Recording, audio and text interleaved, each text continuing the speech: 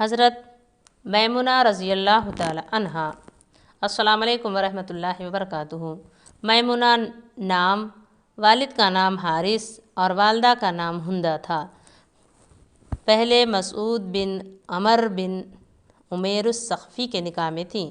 مسعود نے طلاق دے دی تو ابو رحم بن عبد العزیٰ نے نکاح کر لیا اور ابو رحم کے انتقال کے بعد نبی صلی اللہ علیہ وسلم کے نکاح میں آئیں۔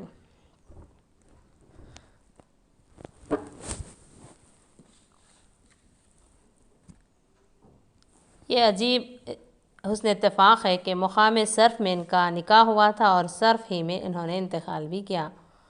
حضرت عبداللہ بن عباس رضی اللہ تعالیٰ عنہ نے جنازے کی نماز پڑھائی اور خبر میں اتارا۔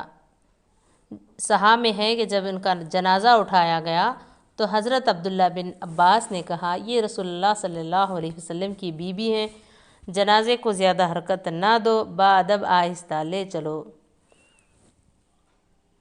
وفات 51 ہجری میں وفات پائی۔